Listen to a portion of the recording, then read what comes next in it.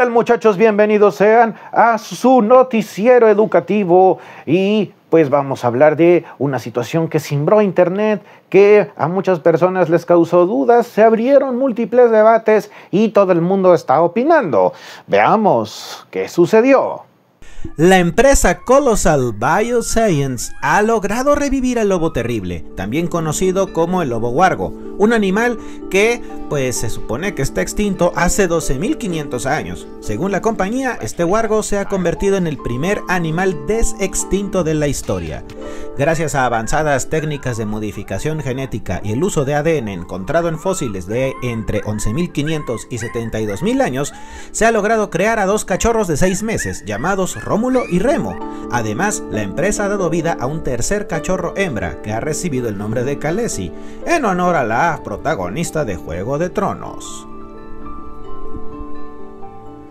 Como puedes notar, esto no es un hecho cualquiera. Parece que por fin los humanos hemos logrado pues volver a la vida a algunas especies extintas. Recordemos que llevamos un montón de especies que se han acabado debido a la depredación humana, pero también porque no se han podido adaptar a las condiciones de vida de este planeta.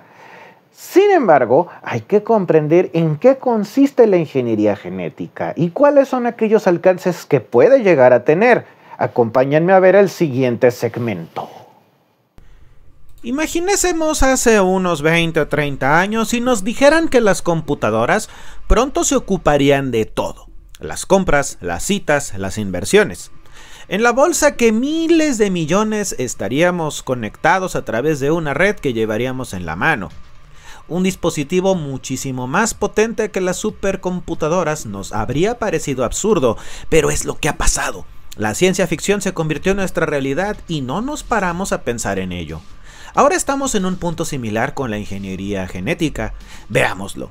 Pasado, presente y un descubrimiento cercano que puede cambiar para siempre cómo vivimos y que consideramos normal.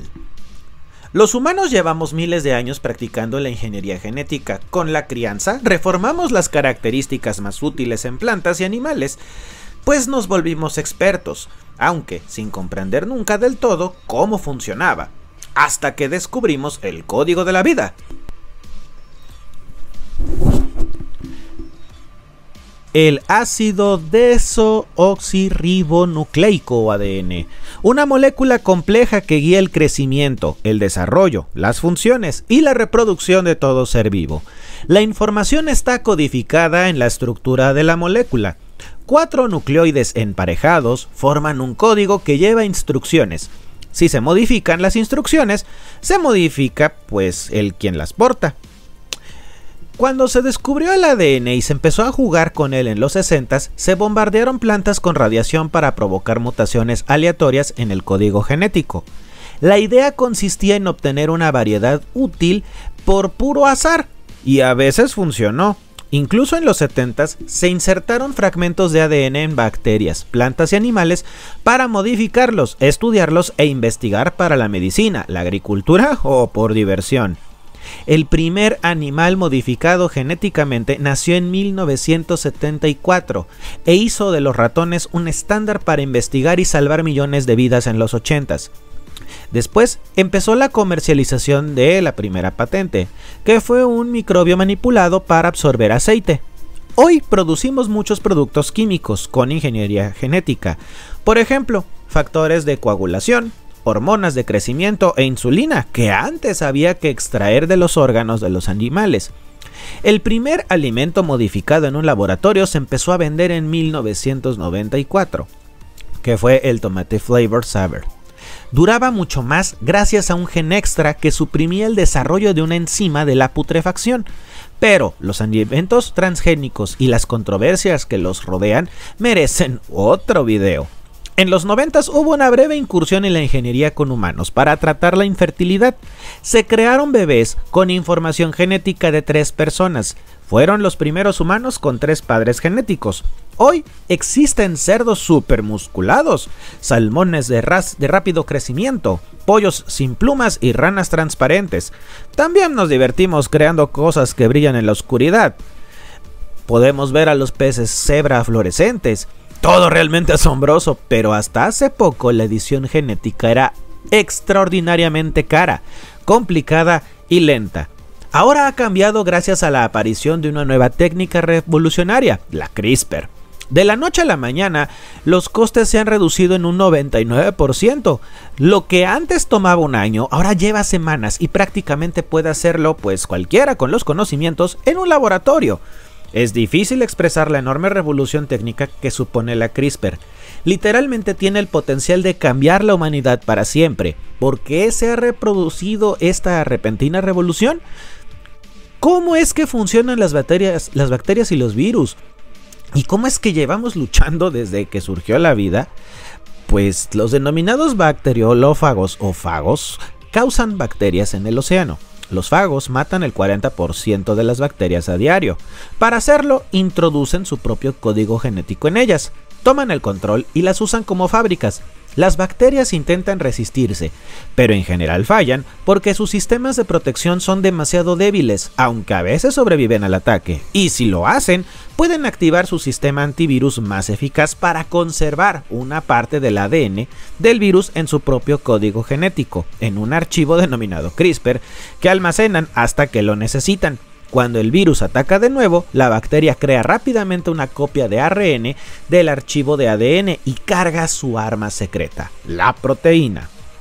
Esta proteína analiza el interior de la bacteria buscando signos del virus invasor, comparando cada fragmento de ADN con la muestra del archivo. Cuando localiza una coincidencia del 100%, se activa y el ADN del virus lo va a inutilizar y protege a la bacteria del ataque. Lo especial es que esta proteína Cas9 es muy precisa, como un cirujano del ADN. La revolución comenzó cuando los científicos dedujeron que el sistema CRISPR era programable. Puedes darle una copia del ADN que quieres modificar y poner el sistema en una célula viva. Si las antiguas técnicas de manipulación genética fueran un mapa, la CRISPR sería una GPS precisa, barata y fácil. La CRISPR también permite editar células vivas, encender y apagar genes y apuntar a una secuencia concreta de ADN para estudiarla. También funciona con todo tipo de célula, microorganismos, plantas, animales o humanos. Toda una revolución para la ciencia, aunque solo sea una herramienta de primera generación. Mientras estamos nosotros ahorita hablando, se crean y utilizan herramientas más precisas. En el 2015, la CRISPR se utilizó para eliminar en el laboratorio el VIH de células vivas de pacientes, probando que era posible solo un año después del contagio. Posteriormente se llevó a cabo un proyecto a mayor escala con ratas con VIH, que en casi todas las células del cuerpo, con solo inyectar CRISPR en la cola de las ratas, fueron capaces de eliminar más del 50% de los virus de las células de todo el cuerpo. En unas décadas, la terapia CRISPR podría curar el VIH y también erradicar otros retrovirus que se esconden dentro del ADN humano, como el herpes. La CRISPR también podría derrotar a uno de nuestros peores enemigos, que es el cáncer. Recordemos que el cáncer se produce cuando las células se niegan a morir, se siguen multiplicando y se esconden del sistema inmune. La CRISPR nos da el medio de editar las células inmunitarias y convertirlas en mejores cazadoras. Al final podrían eliminar el cáncer y curarnos. Basta con un par de inyecciones de unos miles de células propias modificadas genéticamente. A principios del 2014, los Estados Unidos aprobaron el primer ensayo clínico del tratamiento de cáncer en humanos con CRISPR. Al poco tiempo, científicos chinos anunciaron que en agosto tratarían pacientes de cáncer de pulmón con células inmunitarias modificadas. Con CRISPR las cosas se aceleran rápidamente. Pensemos ahora en las enfermedades genéticas. Hay miles que provocan desde una fastidiosa molestia a décadas de sufrimiento y muerte. Con una potente herramienta como la CRISPR, podríamos terminar con ellas. Más de 3000 enfermedades genéticas las provoca una simple letra incorrecta entre el ADN. Y ya se está creando una versión modificada de la Cas9 para que esa letra pues la modifique en una sola y cure la enfermedad en la célula en una década o dos. Se podrían curar para siempre miles de enfermedades, pero estas aplicaciones médicas tienen algo en común: limitan al individuo y mueren con él. A menos que se empleen en células reproductoras o en embriones muy jóvenes, pero la CRISPR se puede utilizar para mucho más. Por ejemplo, crear quizá en algún futuro humanos modificados, bebés de diseño y cambiar gradual e irreversiblemente el acervo genético. Existen los medios para editar el genoma humano en un embrión y lo estamos viendo en lo que acaba de ocurrir con estos lobos. Aunque la tecnología aún está en sus primeras etapas y de hecho se ha intentado en 2015 y 2016, científicos chinos inventaron con embriones humanos y obtuvieron un éxito parcial en el segundo intento. Demostraron los enormes desafíos a los que aún nos enfrentamos para editar los genes en embriones, pero también que están trabajando para solucionarlos. Es como las computadoras que en los 70s nos decían que se iban a volver mejores y que pues de alguna manera nos iban a afectar a todos, sin que importen nuestras opiniones personales. Los humanos transgénicos pueden alterar el genoma de toda la especie. Sus características manipuladas pasarán a sus hijos y se difundirán mediante generación, modificando lentamente el acervo genético de toda la humanidad. Comenzaría lentamente los primeros bebés de diseño, no estarán sobrecargados, claro. Su objetivo probablemente sea eliminar una enfermedad genética mortal frecuente en una familia, y a medida de que la tecnología progrese y se depure cada vez más, pues las personas van a considerar inmoral no usar la modificación genética, puesto que negar la cura supondría condenar a los niños a un sufrimiento y muertes previsibles. Pero en cuanto nazca el primer niño modificado genéticamente, se abrirá una puerta que no se podrá volver a cerrar. Seguramente al principio no afecten a la estética, aunque a medida que se acepte y se mejore nuestro conocimiento del código genético, la tentación va a crecer. Está padre quizá intentar hacer inmunes al Alzheimer a la población.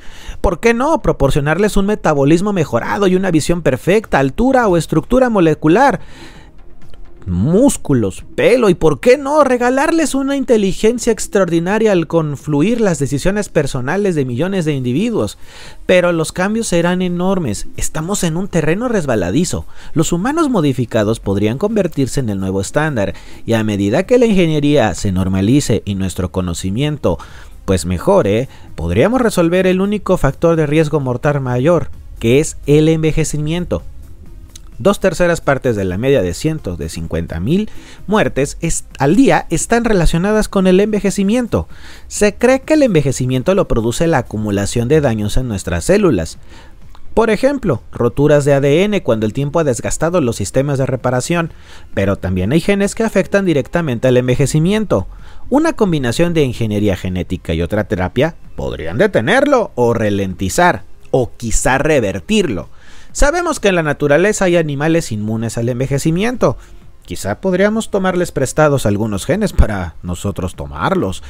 Hay científicos que piensan que al final el envejecimiento biológico desaparecerá.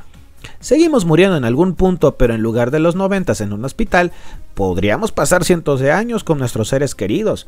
La investigación al respecto está muy en pañales, y muchos científicos son escépticos sobre el fin del envejecimiento. Los desafíos son enormes y quizás sea imposible, pero es concebible que quienes viven hoy puedan ser los primeros en beneficiarse de una terapia anti-envejecimiento eficaz, y solo necesitamos que alguien convenza a algún millonario inteligente, aguas, para que se vuelva el próximo problema a resolver. Es evidente que con una población modificada se solucionarían muchos problemas. Podríamos estar mejor equipados para asimilar alimentos, para eliminar la obesidad de nuestra civilización, o dotados de un sistema inmunitario modificado con una biblioteca de posibles amenazas. Seríamos inmunes a la mayoría de las enfermedades actuales y en el futuro podríamos modificar humanos para afrontar mejor los viajes espaciales prolongados y que se adapten mejor a las diferentes condiciones de otros planetas. Algo extraordinariamente útil para mantenernos con vida en un universo hostil. En cualquier caso, nos esperan importantes desafíos, algunos tecnológicos, otros éticos. Seguro que algunos de nosotros ya estamos como que incómodos o tenemos miedo de que terminemos creando un mundo en el que se rechaza a la gente que no es perfecta y se preeleccionen las características y cualidades en base a nuestra idea de salud. Pero lo cierto es que ya estamos en este mundo. En muchos lugares la detección de enfermedades genéticas sin complicaciones en el feto ya es estándar. A menudo, a la mera sospecha de un defecto genético, termina con la interrupción del embarazo.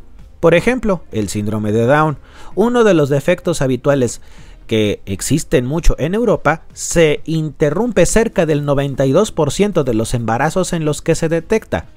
Pues la decisión de interrumpir el embarazo es estrictamente personal, pero es importante admitir la realidad. Ya se han preseleccionado en base a las condiciones médicas y es inútil pretender que esto vaya a cambiar. Por eso, a medida que avanzamos con la tecnología y podamos ser más selectivos, tendremos que actuar más cautelosamente y con respeto. Nada de esto habría que afrontarlo pronto. Pese a su potencia, la CRISPR aún no es infalible. Aún hay errores al editar y aún se pueden producir errores imprevistos en cualquier porción del ADN y pasar desapercibidos. La edición genética podría lograr el resultado deseado y activar una enfermedad, pero desencadenar por accidente cambios no deseados. Aún no sabemos lo suficiente sobre cómo interactúan nuestros genes como para evitar consecuencias impredecibles. Trabajar con precisión y controlar los métodos es importantísimo para los ensayos en humanos. Ya hemos hablado del posible futuro positivo. Ahora hay que afrontar las visiones más negras que podrían pasar en un país como, no sé, Corea del Norte o Estados Unidos. Pues la ingeniería genética podría generar un estado en donde el gobierno esté centrado para siempre, o crear supersoldados, forzando la edición genética de sus ciudadanos que van a defender su régimen totalitario. Y aguas, porque estos escenarios podrían quedar muy lejos, pero pueden llegar a ser posibles.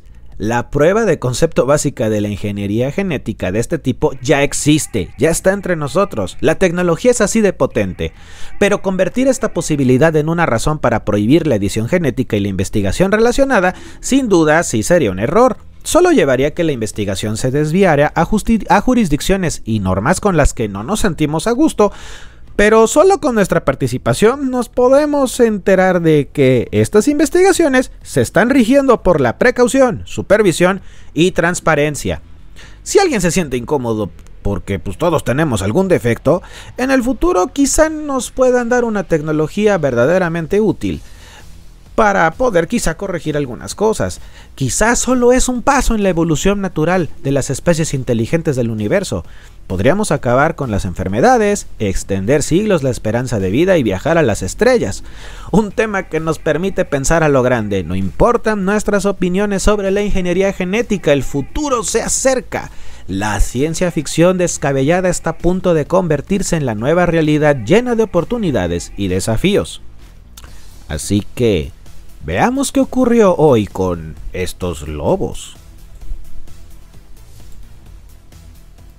Ahora bien, nosotros tenemos ya visto en qué consiste la ingeniería genética. Vemos que hay esta posibilidad de poder manipular a los genes de una manera directa y hacerlos o forzarlos a que tengan características que a nosotros nos gusten.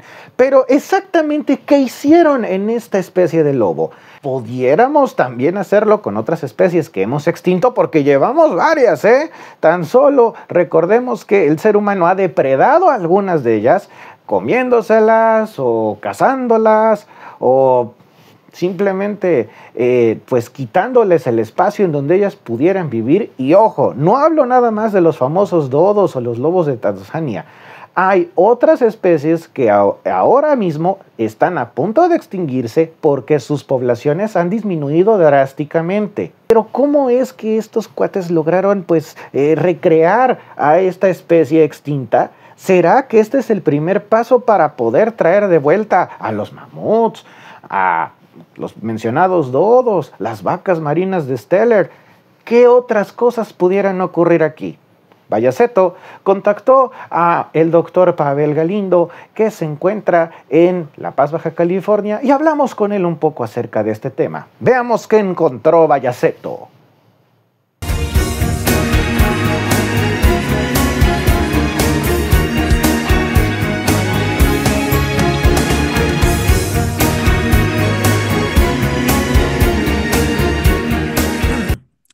¿Qué tal, muchachos? Estamos aquí en este segmento conmigo, Bayaceto, y en este momento nos estamos enlazando hasta La Paz, Baja California, con un doctor especialista en cuestiones de genética y demás. Estamos hablando del doctor Pavel Galindo. ¿Cómo estamos? Hola, ¿qué tal? Muchas gracias por la invitación y a ver qué sale de esta plática. Pues lo contactamos en estos momentos, chicos, porque estamos ante una noticia que ha causado impacto en la comunidad científica y también en algunos curiosos como nosotros, que no somos expertos necesariamente, pero podemos consultar a personas que saben más que nosotros.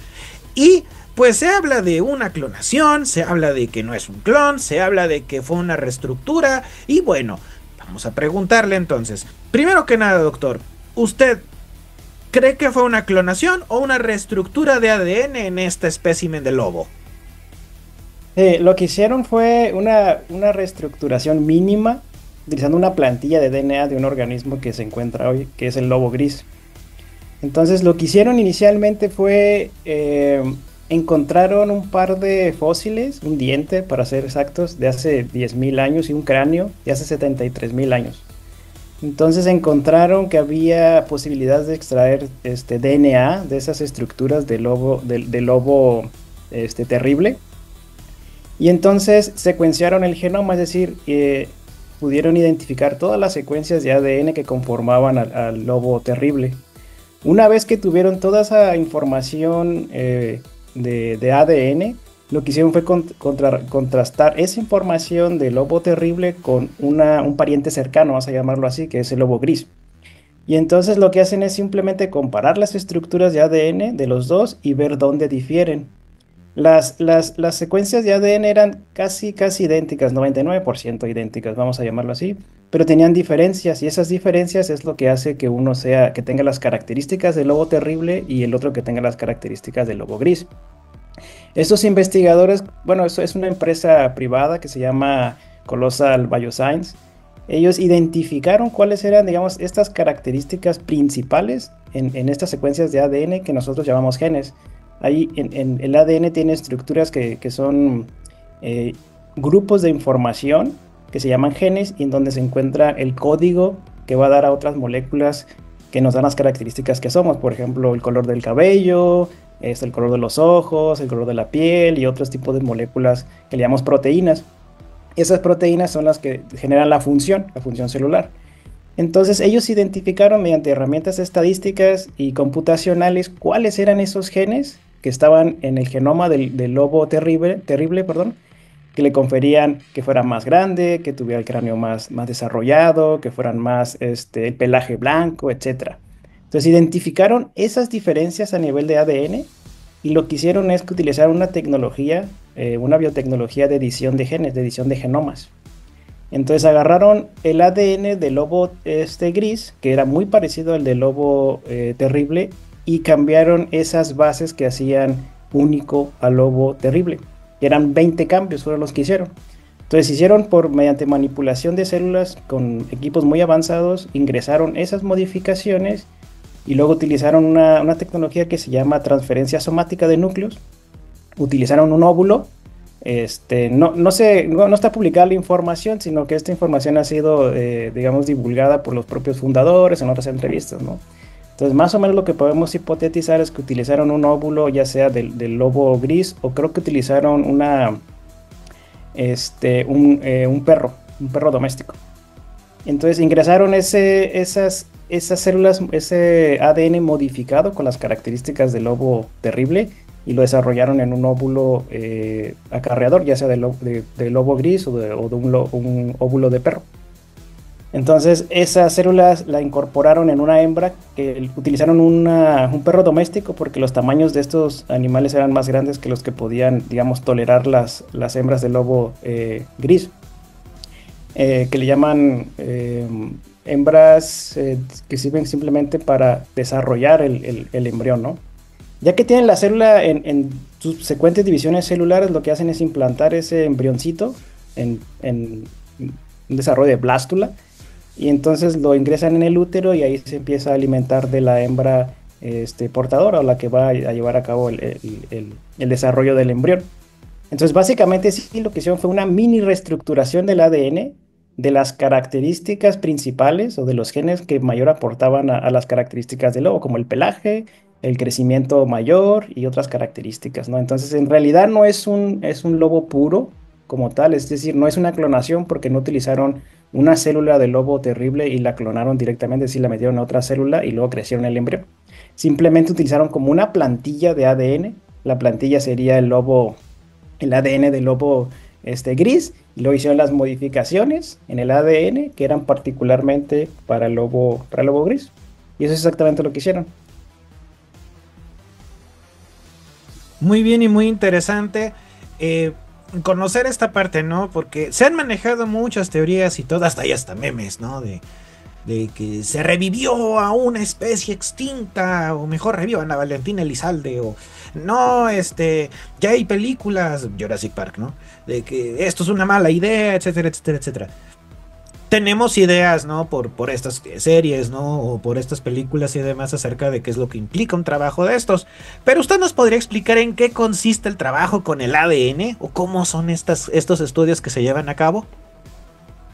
Sí, en el contexto de generar este organismo que estaba extinto, es decir, simplemente tomaron las instrucciones del ADN que estaban en un colmillo y en huesos. Entonces identificaron cuáles eran las diferencias que lo hacían particularmente un lobo terrible.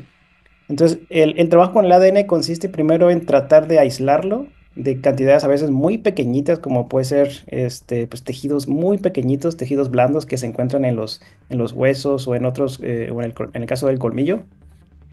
Y mediante técnicas de lisis celular, lo que hacen es liberar el DNA o si hay DNA fragmentado, etcétera. Es un paso complejo. Entonces, ya que tienen este DNA que no se encuentra en una sola hebra, lo que hacen es unas técnicas de secuenciación.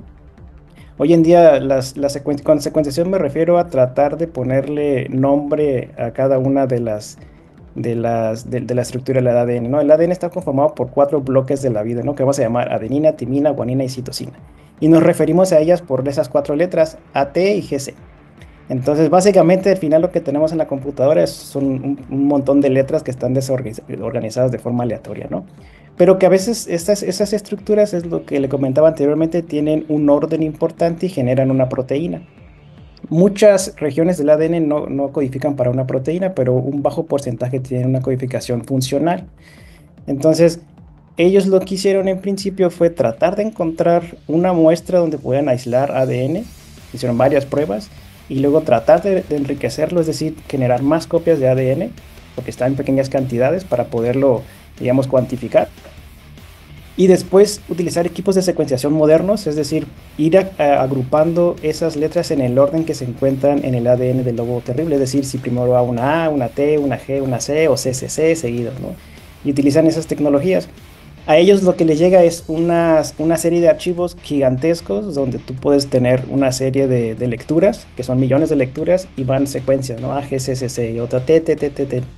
Entonces hay programas computacionales que también lidian con este problema computacional, porque después de que tienes toda esa pedacería, imaginen que tienen un rompecabezas armado y esa es la estructura organizada del ADN, pero a nosotros nos lo entregan desarmado. Entonces el trabajo computacional es armar esas piezas de forma correcta para que nosotros podamos representar el ADN como estaba originalmente en la célula, en este caso del lobo terrible. Y ese es un proceso complejo. Ya que tienen esa información, ellos fue donde pudieron identificar, porque ya tenían organizada el ADN o el genoma, y también tenían el genoma del lobo gris. Entonces simplemente hicieron un alineamiento con otro programa computacional y lo que hacen es alinear las secuencias del lobo, alinear las secuencias de los dos lobos, perdón, y ver en qué letras difieren. Y si esas letras caen en regiones que codifican para proteínas importantes, es decir, para proteínas del pelaje, para crecimiento, etcétera, ¿no? Otras características que no son públicas. Entonces ya después que identifican esos cambios que nosotros llamamos mutaciones, entonces ellos ingresaron o hipotetizaban que esos cambios en esas moléculas de ADN particulares es lo que les confería la cualidad fenotípicamente, visualmente, a los lobos terribles, y las ingresaron entonces en el ADN del lobo gris. Entonces esa es la forma en que ellos manipularon el ADN y así es como ellos trabajaban el ADN. Digo, depende también del objetivo final para que quieras utilizar el ADN, pero en principio en este caso seguramente algo parecido fue lo que hicieron, ¿no? Ahí entra esta parte de cómo se estudian los códigos genéticos, ¿no? O sea, se ve cómo son estas secuencias, lo que usted nos acaba de decir, cuál va primero, cuál va después. ese orden de esos códigos es lo que nos va a dar estas características físicas y demás, ¿no? Exacto. Entonces me está usted, bueno, también entiendo que nos está diciendo que así se modifica el ADN, de alguna manera reescribiendo o reordenando estas letras como usted nos acaba de decir. Exacto, eso es lo que genera en lo que cada individuo sea, lo que hace que cada individuo es como es. Es decir, las diferencias que tenemos, por ejemplo, entre usted y yo, son diferencias mínimas en algunos genes que nos hacen tener las características físicas que tenemos, color de piel más claro o menos claro, el cabello oscuro o más claro, etcétera, ¿no? Entonces, esas pequeñas diferencias son las que nos hacen únicos, y de ahí viene lo de la diversidad genética. ¿Nos pudiera explicar un poquito más sobre ese concepto de la diversidad genética, por favor?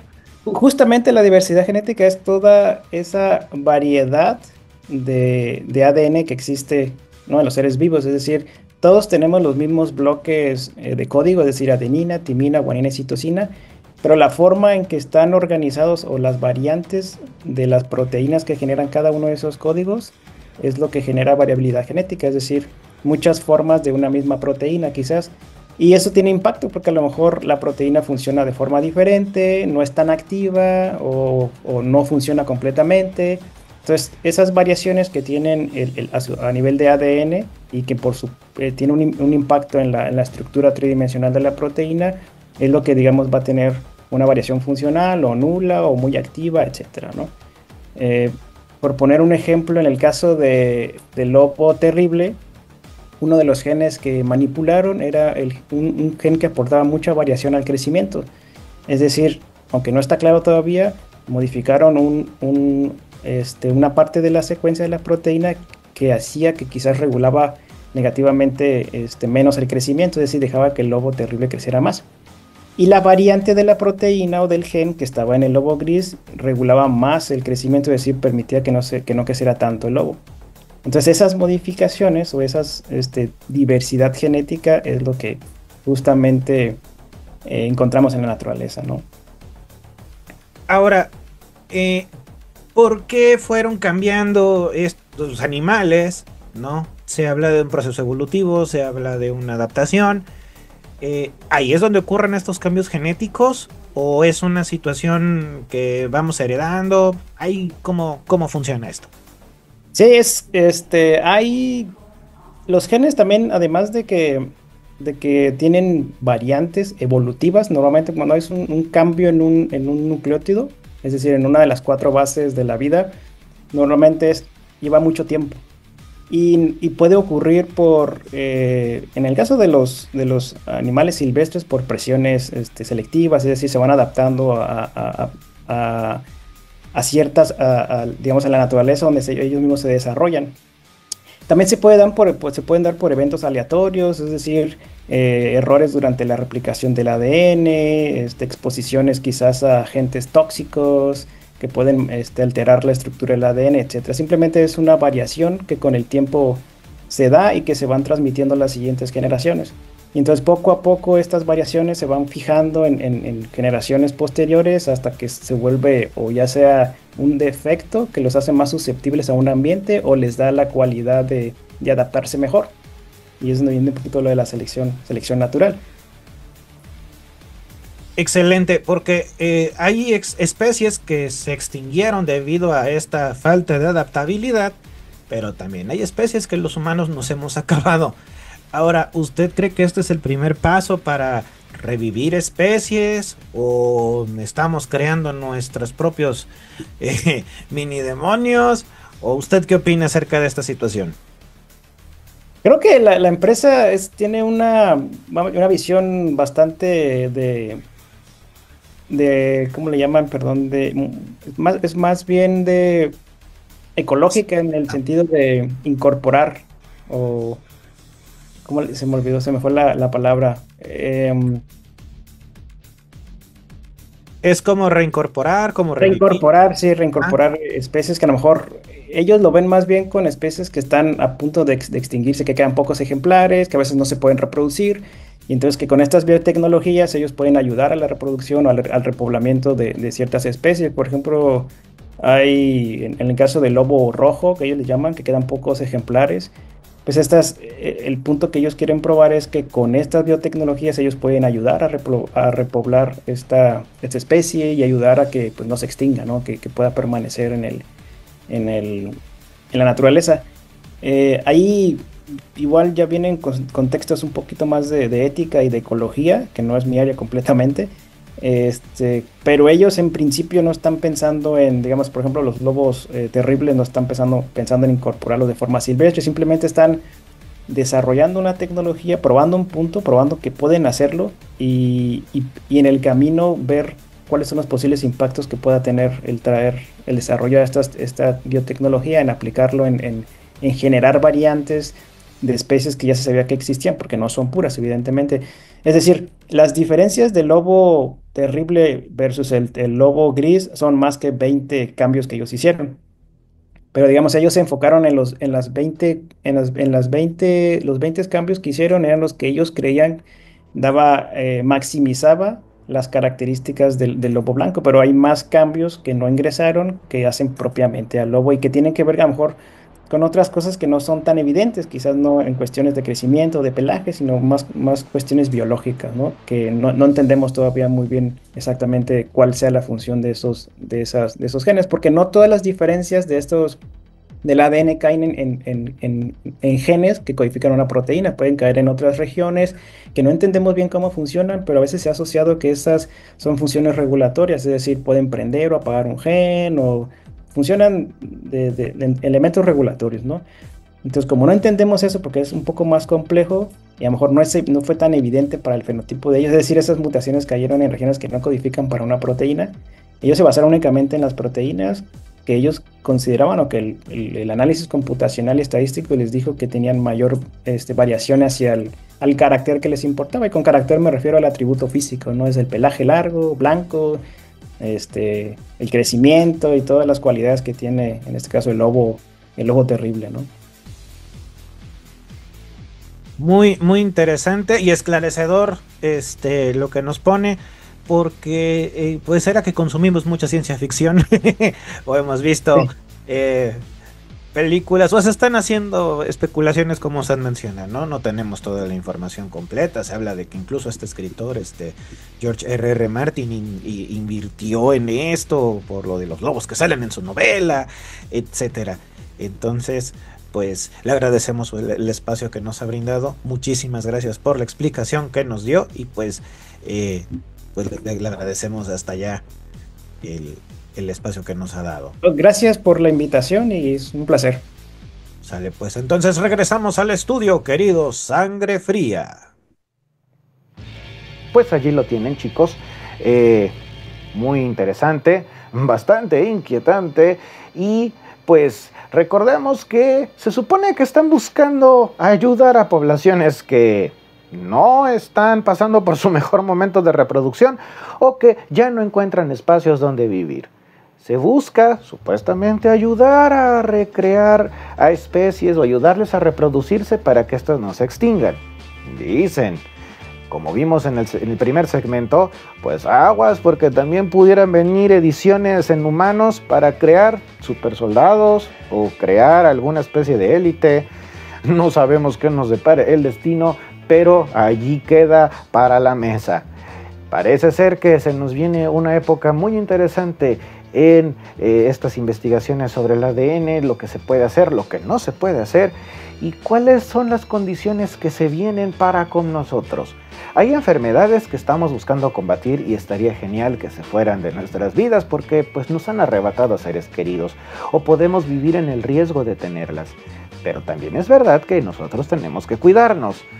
Y también es real que pues hay situaciones que no sabemos controlar o que no podríamos nosotros pues tener a la mano. Y miren que hay una serie de películas que nos dicen que esto no es buena idea. Pero bueno, ahí lo dejo. Y nos vemos en su próxima edición del Noticiero conmigo. Las noticias con Sangre Fría.